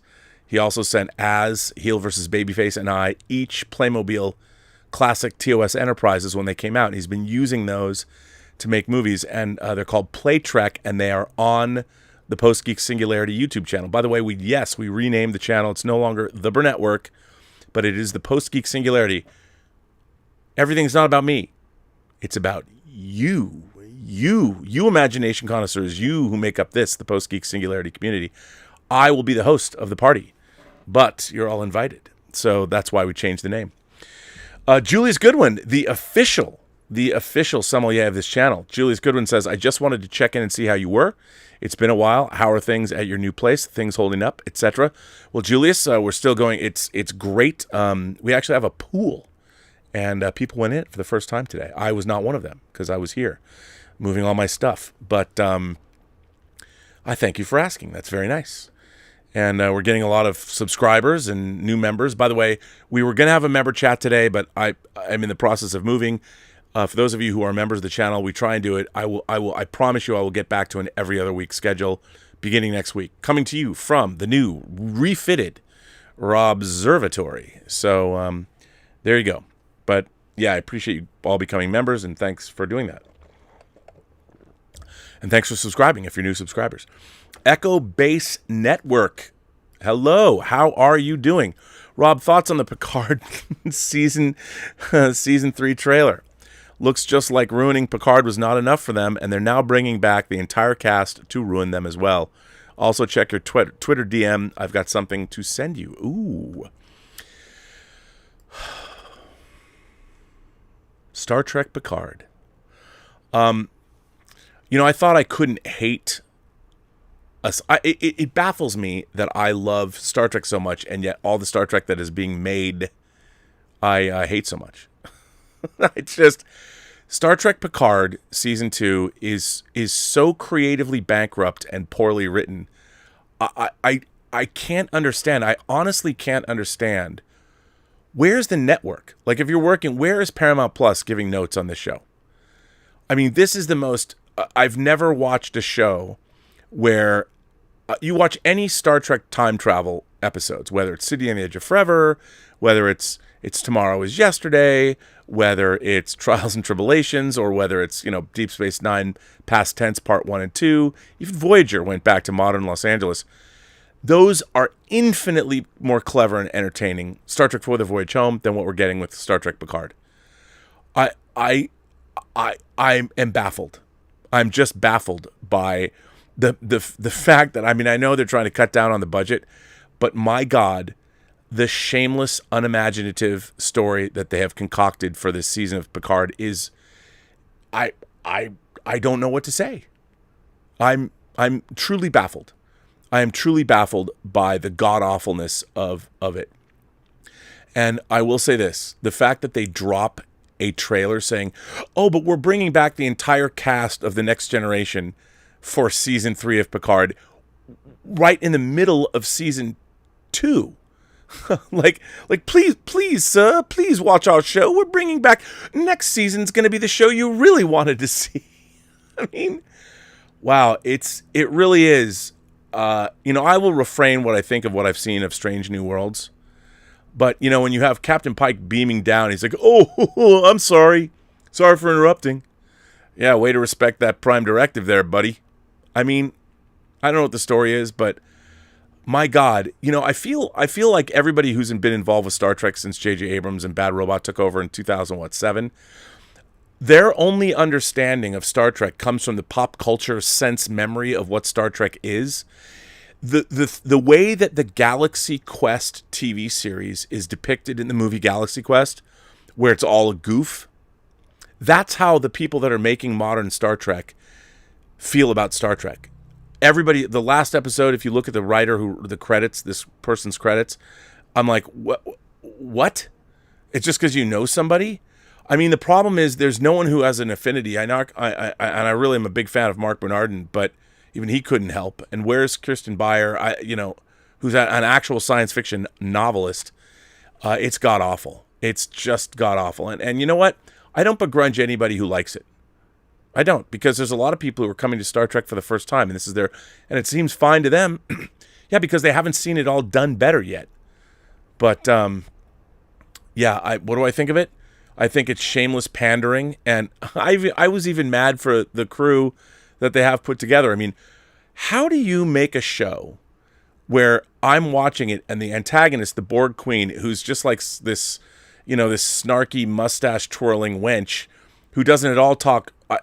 What is she supposed to be? I know she's now melded with Girardi or whatever, but why does she not have any scenes with Seven? It's just so. I'm not sure if the writers of Picard season 2, do they know that Seven was a Borg? I don't know. You would get no indication of that from this season. It's very strange. It's awful. By the way, thanks for supporting the channel, man. The 77 says, Rob, we love you. Well, right back at you. Mr. Smith says, Rob, did you see Trek now wants to sell NFTs? I mean, if it couldn't get any, if there's something that is more antithetical to Star Trek than NFTs, I don't know what it is. Yeah, I was reading it, and the design. First of all, one of the great things about Star Trek is the design of the ships. The ships are characters, whether it's the Reliant in Star Trek II, of course, the refit Enterprise and the director's cut of the motion picture is still my favorite fictional starship ever. They took one of my favorite things in life, which is the Starship Enterprise, and they made it even better. The ship design on all modern Star Trek is god-awful as well. Just terrible. And these NFTs, this Starship game, $250? Wow. I hope, I don't like to say this, but I really hope that endeavor fails. Because it looks awful. Go play Star Trek Online. Don't buy those NFTs. At least they know what starships look like. So gross. Kevin Morales says, hey Rob, thrill me. Thrill you? I don't know what to say to that. I don't know how to. How do you want me to thrill? This isn't thrilling enough? The last Robservations in this iteration of the Robservatory is not thrilling enough? Sorry. Tomfoolery Skullduggery. Hello, Tomfoolery Skullduggery. How are you? Sup, Rob? Young Avengers is coming sooner or later. It is. They're building to it. MCU's already introduced Kate Bishop, Wiccan and Speed from WandaVision, Patriot from Falcon and Winter Soldier, and Kid Loki from Loki. Soon, Kamala, Miss Marvel. Stature, Quantum Mania will appear. Missing Hulkling and Iron Lad. Well, we do have Kang coming. So there you go. No, I think they're absolutely setting up the Young Avengers. I don't think it's going to be a movie. I think it's going to be a streaming series, but you never know. In this day and age, I don't put it past anybody to do anything. If they're going to make a Young Avengers movie, bring it on. I think it could be great. I love all the people that they're putting in those positions. I think it's great. Chris C. says, hey, Rob, I am completely blown away by what XO6 has been showing the last few days. Everything looks amazing. For those of you who don't know, XO6 is a company that was broke off from QMX, and they are making high-end, Hot Toys-esque Star Trek figures. That's all they're making is Star Trek figures. And at Mission Chicago this weekend, they have dropped a ton. I mean, they're making Wrath of Khan figures. They are making Star Trek the Motion Picture figures. Here they are. I mean, Spock in his black robe. This is how we get Kirk back and Spock back. I mean, these figures are they're amazing. I mean, they are making Star Trek II: The Wrath of Khan figures, Kirk, Spock, and McCoy, and Khan. They're making Christopher Lloyd from 3. Commander Krug is going to be a figure. They're doing Cage figures with Pike and Spock, and they look great. They're doing a Cisco and Quark from Deep Space Nine. They are killing it. Go look them up if you're interested. What I love about XO6 is they put figures up for pre-order, and within 3 months, you get them. The next figure that's shipping now is Mirror Spock. And then after Mirror Spock is Q, then the Picard's chair from First Contact. They're even putting out, command chairs. They're doing all kinds of things. They showed on Adam Savage's show. They're making a 6-scale archway for the holodeck. I mean, they're killing it. You know what? XO6 understands the Star Trek franchise and fan base way better than Secret Hideout or Bad Robot do. So, yeah. Just a Guy says, hey, Rob, my first hot toy will be delivered in May. Dark Knight Rises, Batman, super pumped, and you inspired me to get one finally. Thanks, man. Ooh, Just a Guy. That is actually a reissue. They did a Dark Knight Rises figure. That reissue looks amazing. I'm actually going to replace my Dark Knight Rises figure with that figure. It looks amazing, and yeah, it's coming out soon, and you made a fine choice as far as getting your first hot toy. That Dark Knight Rises figure, chef's kiss on that one, man. Just a Guy, you're going to dig it. By the way, right back, tell me what you think. I want to hear from you. The Jughead, all the way from the UK, one of 3. Hi, Rob. I noticed that John Campea and your good self are confused about why I have nicknamed John Campea Stonebanks. Laugh out loud. I'll explain why. John has a tendency to go off on these Brobdignagian rants. Laugh out loud. If you remember Mel Stonebanks Gibson's epic rant during the transport scene of the Expendables. In Expendables 3, John's epic rant against Bob Chapek 7 weeks ago was epic, hence the nickname. Love and respect from the UK, bro. Now I get it. Mel Stonebanks Gibson. I like that. Well, that makes sense now. See, now I know, Jughead. All the way from the UK. Well, thank you for clarifying that. Now I know. Just a Guy goes on to say, love me some Cronenberg. The Fly traumatized me as a kid. I'll never watch it again, but I love it. History of Violence is my fave. History of Violence is a great movie. Written by Josh Olson, who I know. Good boy. Good screenplay. And yeah, I love History of Violence. And you know, I love where Cronenberg went with his career. I like Map to the Stars. I even like Cosmopolis with Robert Pattinson. I mean, it's not the greatest movie in the world, but I liked it. I always like my Cronenberg. Tom Jr. Jackson says, Bobby B, buddy, geeky minds want to know, did you squeeze the churnin'? But seriously, is there a Let's Get Physical Media tomorrow? There is not. I can't do Let's Get Physical Media tomorrow because I won't be hooked up. I will be offline. But we will have Let's Get Physical Media next week, which is good because there's better stuff coming out next week to talk about. Anyway, so no. And if Dietz is watching this, no Let's Get Physical Media. But after that, we'll be on a regular schedule once again. The Jughead already did that one. Torn Atkinson, hello. It's not cans. It's pronounced con. That's not the Cannes Film Festival. Con. It did. Con. There you go, Torn. Con. One day someone will tell me how to pronounce it right, but I don't think it's pronounced con. Or maybe it is. Roberto Suarez says, long live the Robservatory. Hearing what this movie is about makes Star Trek Discovery talking about pronouns 1,000 years in the future seem so infantile. Looking forward to seeing Cronenberg's latest truly push genre fiction forward. Yeah, well, that's the problem.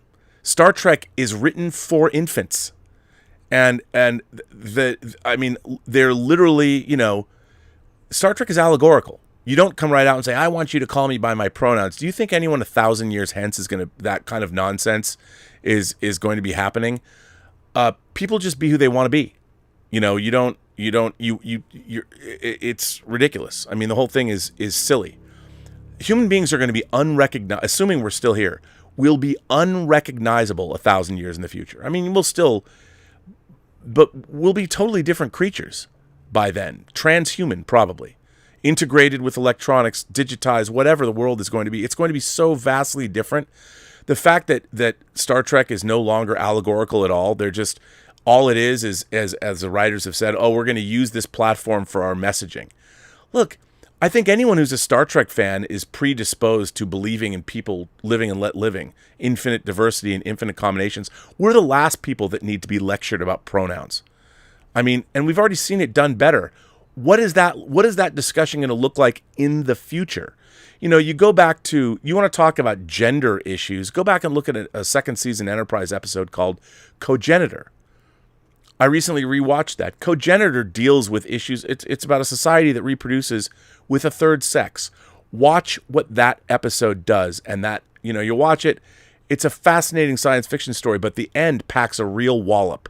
And that had more to say about issues of gender than anything else you're going to watch on Star Trek Discovery. Star Trek Discovery is terribly written.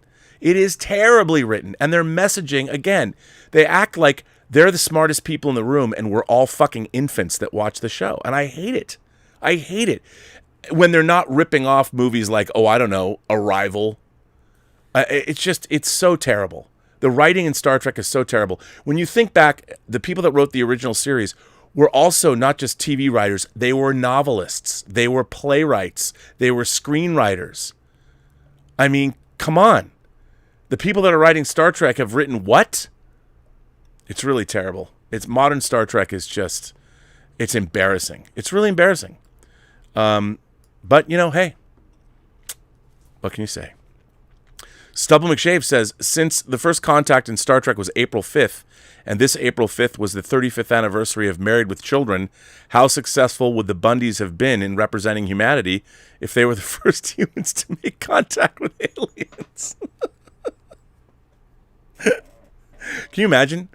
if the Bundys were the first people there when the Vulcans landed. You know what, though? I'll tell you something. I think it might have been interesting. They certainly wouldn't have put on airs. They might have been interested in who the Vulcans were and what they were doing. Maybe. I would love to see that.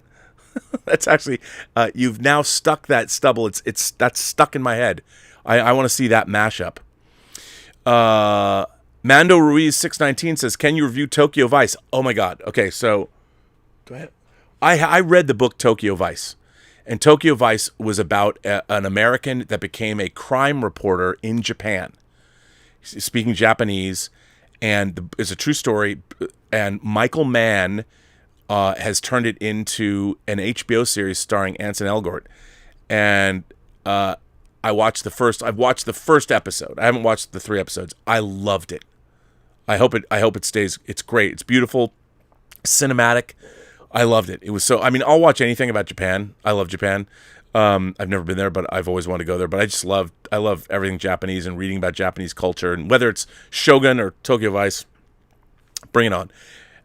It's fascinating, and I really, really liked it, and I can't wait to see the rest. I just haven't been able to get to it because of moving. MCP Scotty sends in a super chat and says, "I watched the motion picture director's edition and I loved it. I tried watching the movie a couple times over the years and couldn't get into it, but for whatever reason I loved it this time. Probably my favorite Trek film." Well, MCP Scotty, welcome to the club. You know, I think one of the great things that, look, there's a few things. For instance, the scene in the one of my favorite scenes in the movie in the observation deck when they're talking to Spock. I don't know what happened there, but you can't be perfect. But that is particularly egregious. I would love it. Everybody who made it knows. I hope that Paramount Plus allows them to go back in, and there's a couple of glitches they should fix. But that scene in particular, they need to really revisit because it looks unfinished. It looks like a rough version of that scene got in there. But anyway, other than that, I loved it. But I think one of the great things about what they did is the new sound mix. The fact that you can hear everything. And I think it finally feels finished. There's some things I miss. The viewer off, I really miss. The second viewer off, and I've been talking to Darren Doctorman about this for 21 years. And also when Ilea says, "V'ger does not know." I don't like the fact that they took that out because I love that performance and love that line reading. But hey, that's just me. But it's great. But I think the sound mix really helps because it sounds like a new movie. And a lot of that movie used to be so muffled because the sound design was not good. Now the way the movie's mixed, it sounds great. And I think it's my favorite Star Trek movie. I think Star Trek 2 is probably still the best movie, but Star Trek the Motion Picture to me is the most Star Trek of all the Star Trek movies by a wide margin. So Carl Wolf says, "Congratulations on your new place. Thank you. Saw Everything Everywhere All at Once. I rolled my googling eyes and had a fun time. I still haven't seen it. Everyone says it's the greatest thing since sliced bread. I hope so. It sounds like it's great. I can't wait to watch it. I really can't. And bring it on. It sounds so wonderful. Everyone I've talked to has absolutely loved it. John Campea loved it. I can't wait to see it. Cannot wait." Alexander Wilson says, "It's been a long time." Yes, it has been, Alexander. How have you been? How are things going? I hope you're doing well. How are you doing? I'm doing well. A little stressed, bouncing all over the place. I'm reading about the Napoleonic Wars, and the descriptions of the wars are so riveting. I'm excited for Ridley Scott's epic about him. Yes, Ridley Scott is currently making a movie called Kit Bag about Napoleon. I always wondered why Hollywood never made an epic project about him. Well, there's a movie called Waterloo, which I've never seen, and that's what killed Kubrick's Napoleon. I have the big Taschen book, the Napoleon book, that has all about that. It's amazing, and I'm looking forward to Kit Bag. Hopefully it'll be the definitive. Look, I thought The Last Duel was really good. I really liked it.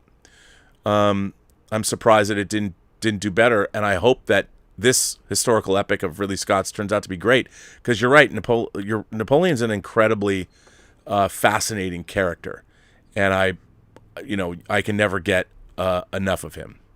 Never forget, or never get enough of it. So, bring on Napoleon. It's good to see you. Hope all is well. Robert Tari says, hey, Rob, would you ever consider doing a masterclass to teach script writing and storytelling? I would pay. Well, Robert, you know what I have to tell you? I mean, I've only had one of my screenplays produced. I've written 3 screenplays. Free Enterprise 2, and I adapted a book called Nevermind Nirvana. Actually, that's not true. I'm now finishing up a 4th screenplay. So I don't know if I'd feel comfortable teaching. I mean, if I had made more movies, I mean, I guess I could, because I produced The Hills Run Red and developed that script, and obviously Tango Shalom. But yeah, I don't know. I mean, I don't know if I should teach screenwriting. I maybe I could teach a story about storytelling. I've thought about creating doing a show where I compare Star Wars with The Force Awakens and show why one is good and one is horrible, and compare and contrast things, beginning with the opening crawl.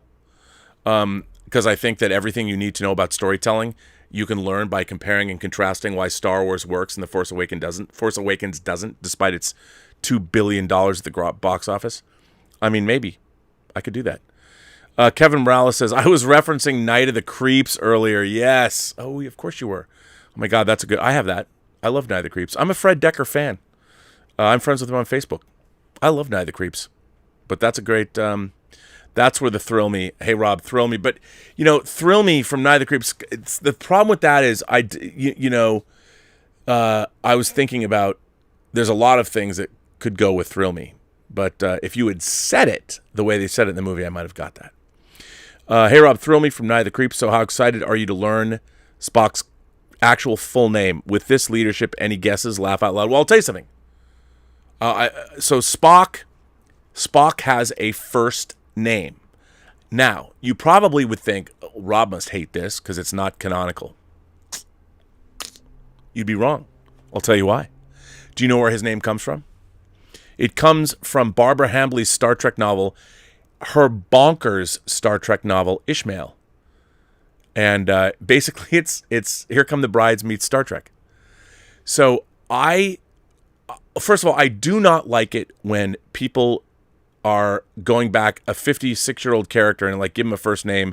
They make fundamental changes to legacy characters that they didn't create them. I don't feel that's necessarily right. However, if you have to do it, at least they can acknowledge, and they have.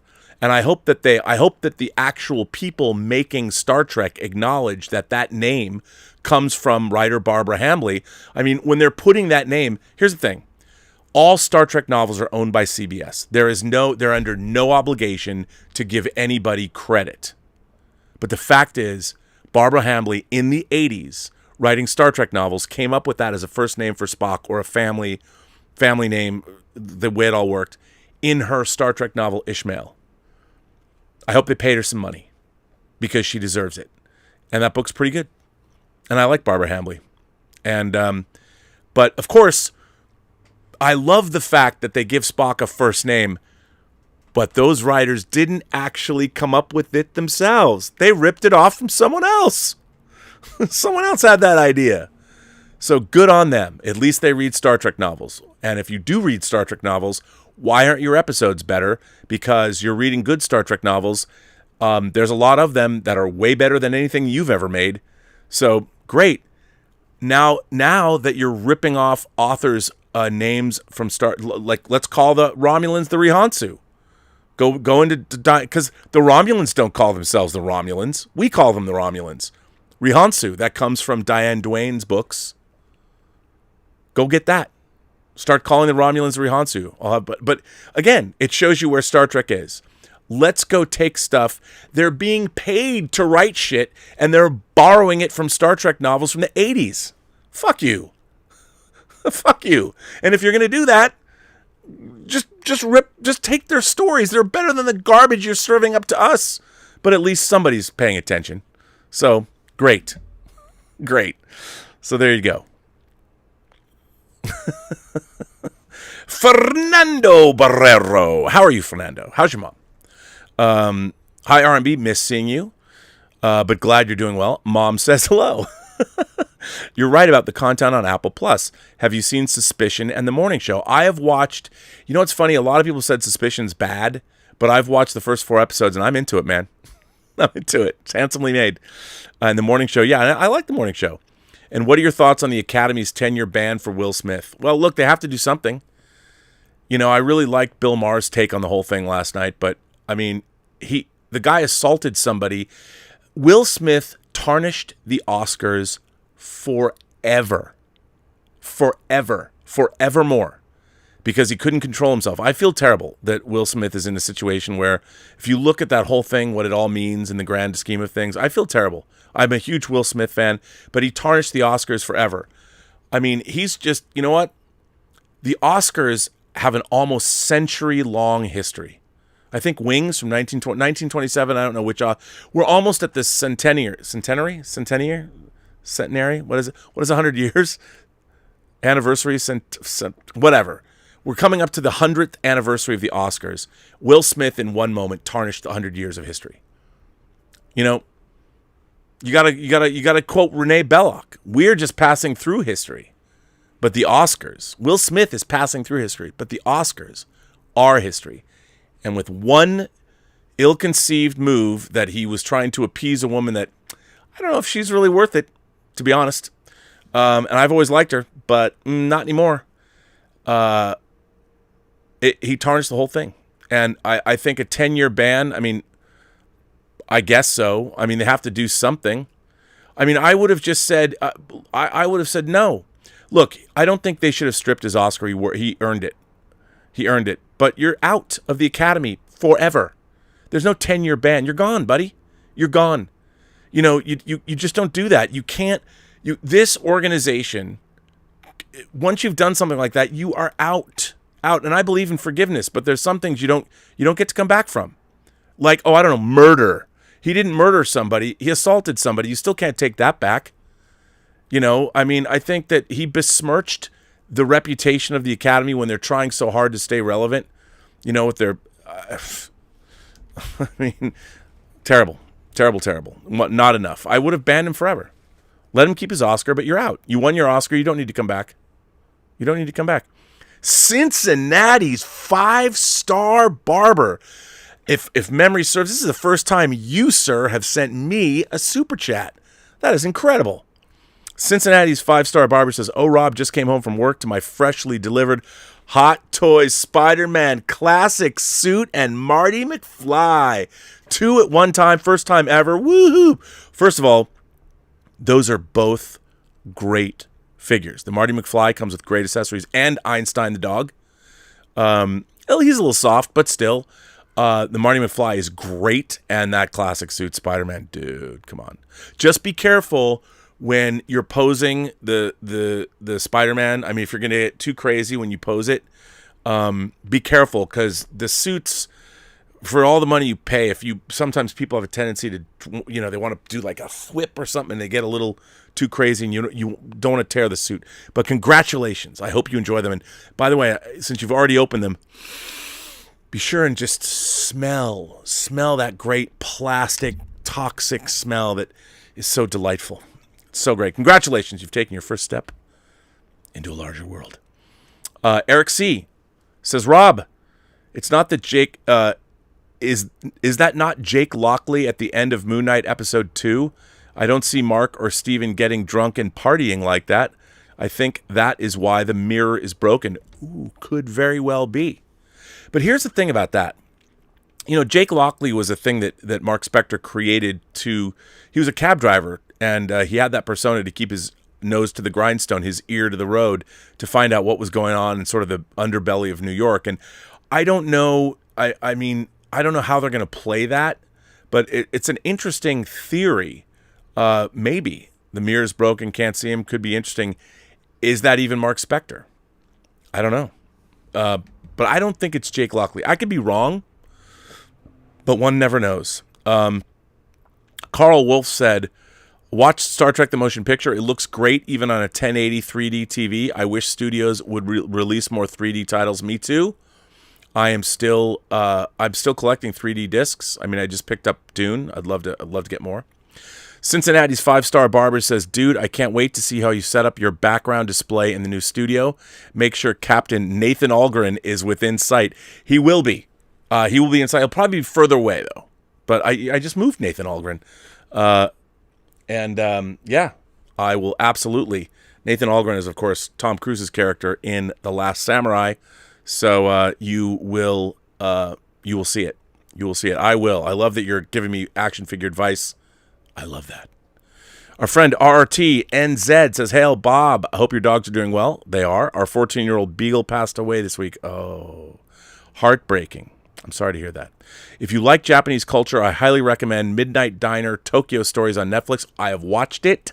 Loved it. You are correct. Cheers. Sorry to hear about your dog. We just got our new dog, a third dog. We've been putting up pictures of him. Sebastian, he is a purebred poodle. So he's a delight. Really smart dog. Really loving and fun. Comic Doctor Kevin, the Comic Doctor, says, "Hello, Roberto. You may have already discussed this, but what do you think about the Next Generation cast coming back for the final season of Picard?" Well, I did discuss a comic, but I'll tell you once. Look, is it going to be great to see them? Sure. My problem is I have no faith that the people currently writing modern Star Trek will do anything interesting with them at all. You know what? The way that they're liberally borrowing from Star Trek history with this new season of Picard, they're referencing a million different things, and none of it works. And I'll watch it, but six. I mean, I don't know how much money they've spent on this season, but my God, I've never seen people going back to the past. I mean, compare this to The Voyage Home. I know it's a different kind of a story, and I don't even think The Voyage Home's particularly that great necessarily. But it's infinitely better than this. They've gone back to the past, and it is not good. Not good. Don't like it. It's not good. But the Next Generation cast coming back, I'm like, what are you going to do with them? I mean, all good things. That's there you go. Leave it there. But, because that's what everybody wants. It's so funny when people, well, finally, you're going to do 3 seasons of Picard, and the 3rd season, you're going to finally give people what they wanted in the first place. I don't understand how. I don't get it. I don't get it. But hey, as long as they're ripping off Star Trek novels from the 80s, maybe they'll get it right at one point. Who knows? I wonder if that was Akiva Goldsman going, Spock's. I wonder, Barbara Hambly, better give her credit. Come on now. 200 Watt Studio says, "I watched my favorite classic Hawaii Five-0 episode, Hookman, last night. Kurtzman butchered it when he remade it. Ugh. Did he really do that? Did he really remake that episode? Oh, my God. These guys, I mean, have they read books? I mean, clearly somebody read a Star Trek novel, or they went on Memory Alpha or something, but, or Memory Beta, whatever. King Tannic says, "Why do you think so many live-action anime adaptations have failed? Is it the people put in charge, or is it impossible to translate it?" You know what? I think that there's a problem with people. The thing about when you're translating something, there's something that's inherently different culturally about Japan, or, we made Dota Dragon's Blood is a Korean animated show, but when you're watching anime from the East, part of what makes it appealing is the culture differences. And I think the first thing they do when they translate that stuff is bleed them out. Like when you bring them to America, those kind of wacky differences, they get taken out of the show. Which I'm just like, why would you do that? I don't know. But they want to make it more Western. I think the whole point is we've shown that, hey, Squid Game has a lot of different cultural things in it from, say, the West, but that's what made it great. And I think that's what the problem usually is they try and make these things. I mean, I would, if they made Evangelion, if they tried to translate that to the West, I can only imagine. It probably wouldn't, it would be a train wreck. It would be a train wreck. Kevin Morales says, "Is it possible that Handsome Hawk is actually a third personality for Moon Knight, a la Fight Club, the main being both the protagonist and antagonist?" Thought about that? I think that could very well be true. Could very well be true. I wouldn't be surprised at all that they've gone back and done that. That's not a bad idea. I mean, if it's done well, we'll see. Cincinnati's 5-star barber is back. Says, hey, Rob, those aren't my first Hot Toys. You would go crazy to see my collection between Star Wars, Marvel, and DC. This is my second Spidey, and you're right. I'm always right when it comes to Hot Toys. Cincinnati's 5-star barber, that's pretty awesome that you've got a great collection. One day take some pics. Everybody always wants to see pics. Let's see some pics, yo. But awesome. And by the way, it's so great to hear from you on this channel. That's really cool. I mean, I don't know if I can, as a Hawks fan, I can't like wax rhapsodic about the Bengals the way that Ray Ora can, but still, I feel you. It's good. Haskell 420 says, is it confirmed that they're using Spock's novel name? Oh, allow me. New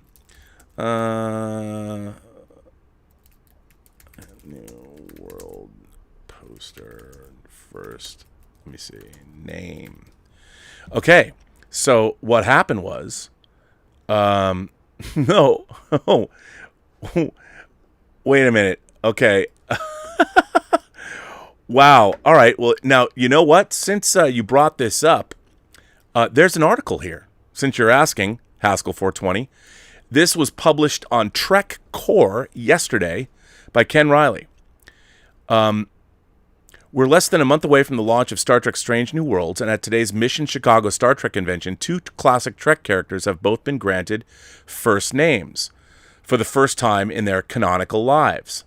CBS Paramount reached out to our team this morning to clarify that these updated character posters were inadvertently displayed with Spock and Mbenga's names that were incorrect. The posters were removed from the Mission Chicago Strange New Worlds costume and prop exhibit. The statement continues, sometimes when you do work at warp speed, mistakes are made. While Spock and Dr. Mbenga do indeed have first names, they have yet to be revealed. Wow. Okay. Oh, I did not know this. Oh, my God. Okay. Of course. The state of the Star Trek franchise just continues on. But what is likely to be a somewhat controversial development for classic Star Trek fans, Ethan Peck will officially be continuing his time in Pointed Ears as Lieutenant Commander, and Spock says this is unpronounceable, but Eschin Tagai Spock, the first time the half-Vulcan's name has appeared on screen. While Spock told Leela Kalomi that she couldn't pronounce it in this side of paradise, this extended name is not an original creation of the Star Trek Strange New Worlds writing team. Like Star Trek Discovery's dive into classic Trek fans' work for Vulcan's new name, Navarre, a term which was created by writer Dorothy Jones' hate for the 1960s era fanzine Spockanalia, the name Eschin Tagai comes from author Barbara Hambly's 1985 pocketbooks novel, Ishmael. Will that embrace of classic tie-in sourcing benefit this new addition to on-screen Spock history? We'll leave it to you to pass judgment. Well, does that mean here are the posters that, at a licensed Star Trek event, apparently they had these 2 posters announcing the names of the characters. So here's Dr. Mbenga's name, which I actually like. Jabilo Mbenga. I think that's a good name. Was that a Kenyan name? I don't know. I like that, though. He never had a first name, but that's a cool name. And here's the poster. Here's the Spock poster. It's a guy, Spock, whatever. So there you go. And they were confirmed, but apparently they weren't supposed to be. Great. Typical. That's those people running that fan base. Why don't the people that are making the action figures at X06 have far more understanding of the franchise than any of these yo-yos do, but what are you going to do? Chris C. says, Spock's name is Wally. Well, ladies and gentlemen, boys and girls, kind souls, gentle beings, however you identify across the 28 known galaxies, this is the end of Robservations episode number 797. I want to thank you for being here. I want to thank, first of all, my moderating staff for sticking it out here. Brian Hepburn is here. Louise X. Sparrow, my fellow fundamentalist Star Trek fan, is here. Darren Seeley is here. They have been in the chat with you. I want to thank you all for being here. I don't know who else is here, but I don't think there's anybody else. But thank you for that. I very much appreciate it. And I want to thank everyone who so generously supports the channel via super chats and tips and memberships. Thank you very much. For you members, we will be having a membership call next week. We get together, we talk for 3 or 4 hours, just rap. You can ask me whatever you want, and it's members only, but we do broadcast it on the channel, but you have to be a member. So we're doing that. Of course, I'm always on the John Campea Show. There's more Designing Hollywood podcasts. Makeup artist Debbie Zoller, who actually worked on Next Generation, is our next subject for the Designing Hollywood podcast. That should go up tomorrow or the next day. So that's pretty cool. And we will be back to broadcasting on a more regular basis once this move is done. And I just want to say to all of you, remember, every person you meet has a story to tell that you have yet to hear.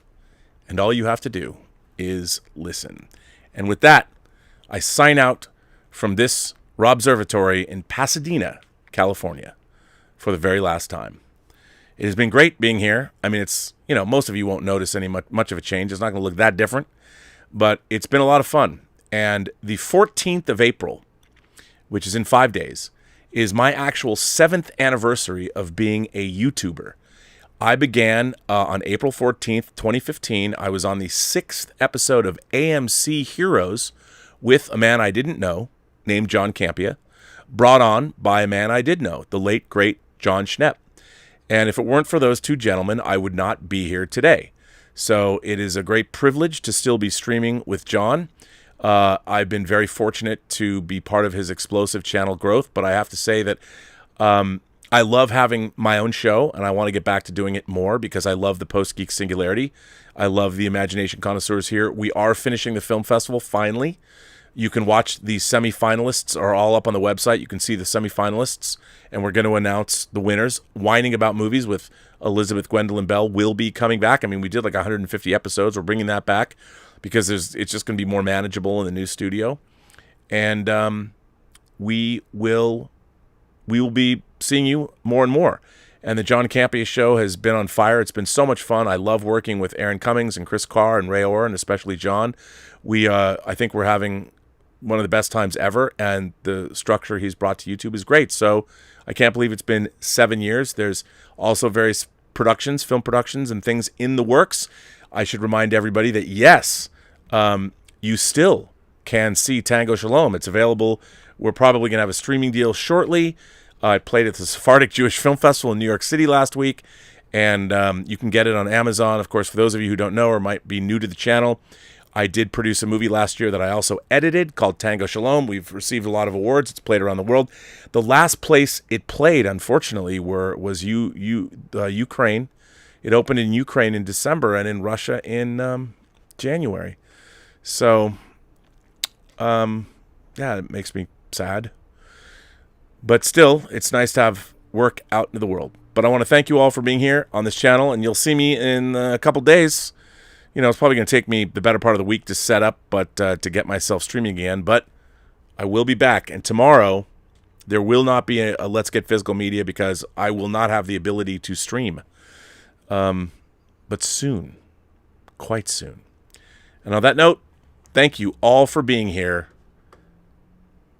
And as always, have a better day.